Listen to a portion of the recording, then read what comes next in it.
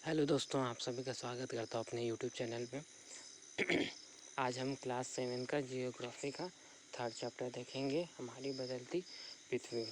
तो स्थल मंडल अनेक प्लेटों में विभाजित है, जिसे हम स्थल मंडलीय प्लेट कहते हैं। आपको जानकर आश्चर्य होगा, ये प्लेट हमारी धीमी गति से चारों तरफ घूमते रहती है। प्रत्येक वर्ष केवल कुछ मिलीलीटर के लगभग पृथ्वी के अंदर पिघले हुए मैग्मा में होने वाले गति के कारण ऐसा होता है। पृथ्वी के अंदर पिघली हुई मैग्मा एक वृत्तीय रूप में घूमता रहता है, जैसा कि क्रियाकलाप में दिखाया गया है। प्लेट की इस गति के कारण पृथ्वी की सतह में परिवर्तन होता रहता है। पृथ्वी की गति को उन बलों के आधार पर विभाजित किया गया है जिसकी गतियाँ उत्पन्न होती है। जैसे जो बल पृथ्वी के आंतरिक भाग में घटित होता है उसे अंतर्जनित बल, और जो बल पृथ्वी की सतह पर उत्पन्न होता है उसे बहिर्जनित बल। जो बल आंतरिक भाग पर घटित होता है उसे अंतर्जनित बल, और जो बाहरी घटित होता है मतलब सतह पर, तो उसे बहिर्जनित बल कहते हैं। अंतर्जनित बल कभी आकस्मिक गति उत्पन्न करते हैं, तो कभी बहुत ज़्यादा तो कभी बहुत कम। भूकंप और ज्वालामुखी जैसे आकस्मिक गति के कारण पृथ्वी की सतह पर अत्यधिक हानि पहुंचाते हैं। मतलब जो ये आकस्मिक गति है वो अचानक से कभी आ जाती है, तो भूकंप और ज्वालामुखी के कारण पृथ्वी पर बहुत सारी हानियाँ होती हैं। फिर ठीक है, देखते हैं दोस्तों। फिर यहाँ पे देखते हैं स्थल मंडलीय प्लेट। भूपर्पटी में अनेक बड़ी और कुछ छोटी कठोर असमान आकार की प्लेटें होती हैं, जिस पर महाद्वीप और महासागर की सतह टिकी होती है। उसको क्या बोलते हैं? स्थल मंडलीय प्लेट। इस पर क्या टिकी होती है? महाद्वीप और महासागर। पृथ्वी की गतियाँ। अब हमने दो चीज़ के बारे में पढ़ा, एक अंतर्जनित बल और एक बहिर्जनित बल। जो अंतर्जनित बल है वो आकस्मिक बल, जैसे भूकंप, ज्वालामुखी, भूस्खलन और पटल विरूपण बल, पर्वत निर्माणकारी बल। मतलब ये जो दूसरा वाला है पटल विरूपण बल, ये पर्वत निर्माण करता है। और बहिर्जनित बल क्या है? अपरदन और निक्षेपण से बनता है। नदी के द्वारा जल लाया जाता है। पवन, समुद्री तरंग और हिमनद, इस सबसे इसका निर्माण होता है। अब हम आगे देखते हैं कि ज्वालामुखी भूपर्पटी पर खुले एक ऐसा छिद्र होता है जिसे पिघले हुए पदार्थ अचानक निकलते हैं। ये देखो, ये ज्वालामुखी है, ये उसका पर्पटी है, ये मेटल है, ये मैग्मा कोष्ठ है, ये लावा है, ये निकाश है, और ये क्रेटर है, और ये गैस और राख। जब मतलब अचानक से ये फटता है तो ये पूरा गैस, लावा, ये पूरा ऐसे सब गरम निकलता है। ज्वालामुखी भूपर्पटी पर खुला एक ऐसा छिद्र होता है जिसे पिघले हुए पदार्थ अचानक निकलते हैं। इस प्रकार स्थल मंडलीय प्लेट की गति के कारण पृथ्वी की सतह पर कंपन होता है। यह कंपन पृथ्वी के चारों ओर गति करने लगता है। इस कंपन को हम भूकंप कहते हैं। भूकंप में क्या होता है? पृथ्वी अचानक हिलने लगती है सब वस्तुएं। भूपर्पटी के नीचे वह स्थान जहाँ कंपन आरंभ होता है उसका उद्गम केंद्र कहलाता है। उद्गम केंद्र के भू सतह पर उसके निकटतम स्थान को हम अधिकेंद्र कहते हैं। उद्गम केंद्र, अधिकेंद्र, दो चीज़ दी। अधिकेंद्र से कंपन बाहर की ओर तरंग के रूप में गमन करती है। अधिकेंद्र के निकटतम भाग में सर्वाधिक हानि होती है, और अधिकेंद्र से दूरी बढ़ने के लिए भूकंप की तीव्रता धीरे धीरे कम होती जाती है। तो ये क्रियाकलाप बताया गया है, जैसे ज्वालामुखी को हम कैसे कर सकते हैं, बना सकते हैं।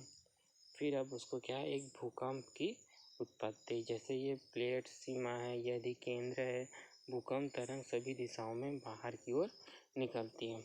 उद्गम केंद्र वह स्थान जहाँ भूकंप उत्पन्न होती है, वह भूकंप ऊर्जा का उद्गम केंद्र कहलाती है। भूकंप तरंगे 3 प्रकार की होती है, पी तरंगे, एम तरंगे और एल तरंगे। अनुदैर्घ्य, अनुप्रस्थ और पृष्ठीय तरंगे। इस तरंग के गुणधर्म विश्व कोश से ज्ञात करने का प्रयास कीजिए। ठीक है दोस्तों, ये क्या था? एक ज्वालामुखी के बारे में बताया गया था कि ज्वालामुखी कैसे कैसे निकलती है। और एक क्या बताया गया है भूकंप के बारे में। और ये पूरा भूकंप का चित्र दिया हुआ है कि इसमें क्या होता है, कैसे होते हैं, क्या नहीं होता है। ठीक है, फिर आगे देखते हैं हम। देखिए इसमें क्या है, भूकंप मतलब गुजरात में जब भूकंप आया तो उसकी तस्वीरें हैं। अब जैसे भूकंप आने से हमें कैसे पहले पता चलेगा, जैसे जानवरों के व्यवहार का अध्ययन, तालाब में मछली को उत्तेजना और सांपों का धरातल पाना, तो इससे क्या पता चल जाएगा कि भूकंप आने वाला है। ठीक है, तो ये न्यूज़पेपर का एक टुकड़ा है। जब 26 जनवरी 2001 को भुज में जब भूकंप आया था तो उसके बारे में बताया गया कि क्या क्या क्षति हुई, कैसे राहत मिला, कैसे मतलब पैसा के मुख्यमंत्री ने केंद्र से अपील की, स्कूल से आर्थिक प्रभावित हुए।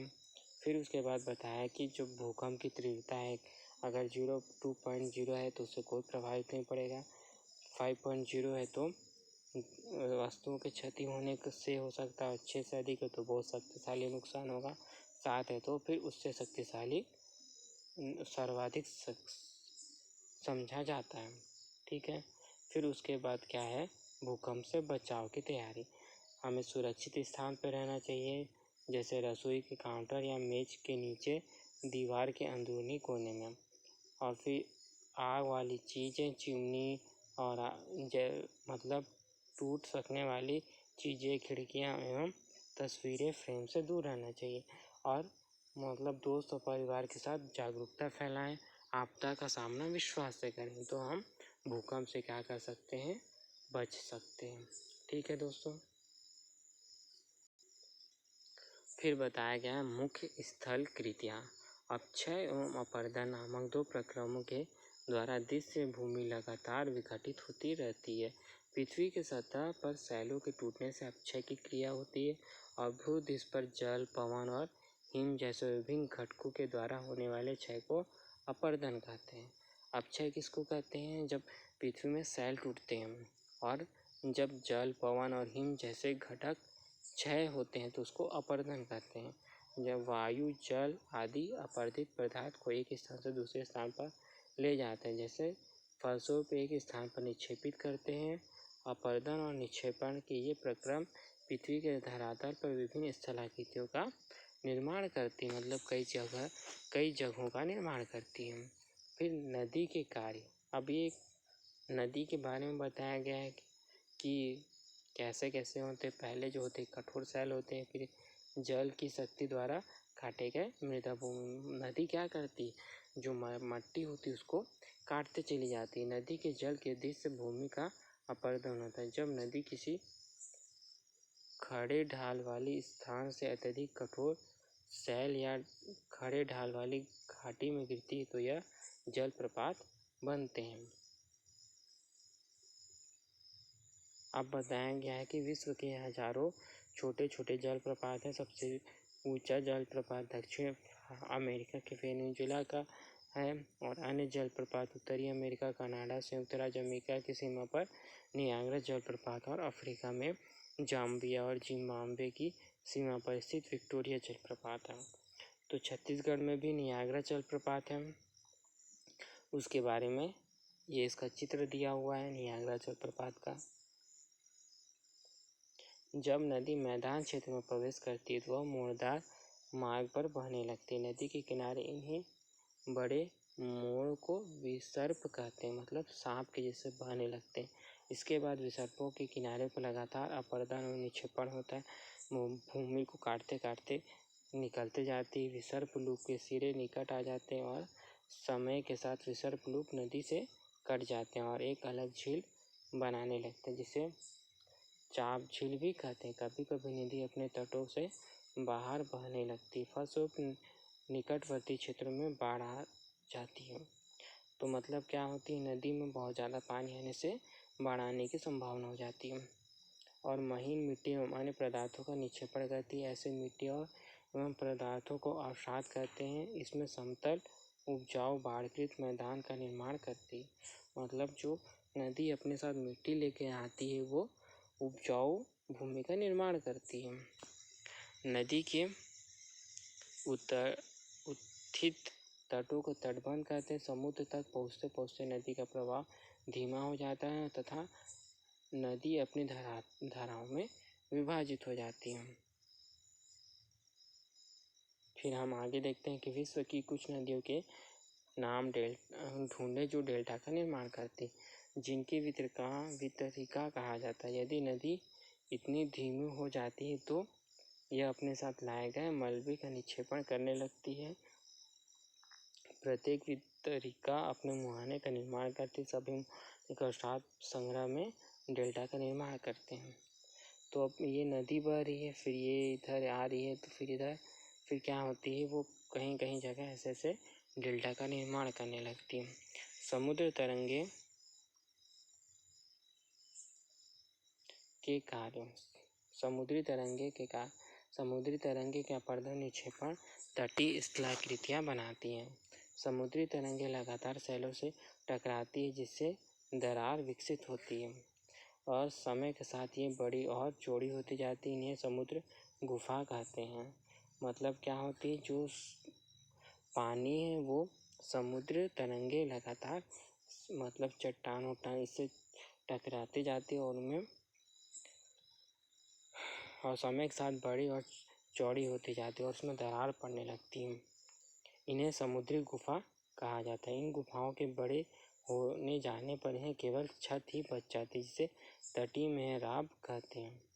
ये चित्र में बना हुआ है, ये समुद्री गुफा है और ये तटीय मेहराब है।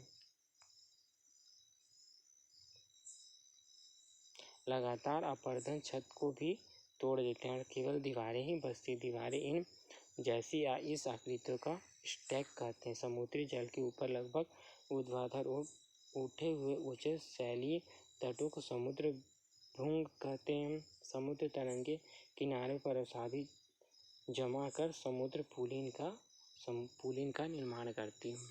अब समुद्र की जो पानी है वो भी क्या करती, चट्टानों को काटते काटते एक तो गुफा का निर्माण करती, एक तटीय मेहराब का निर्माण करती है।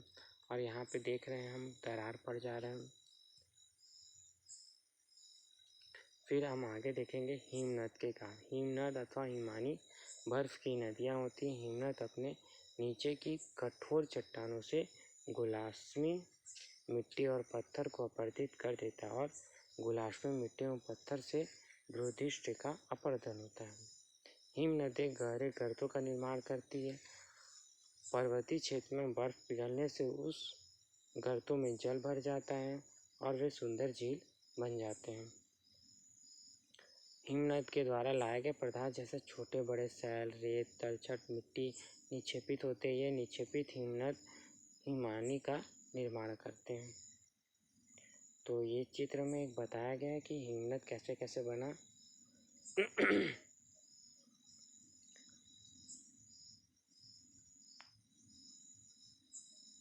फिर उसके बाद देखते हैं पवन के कार्य।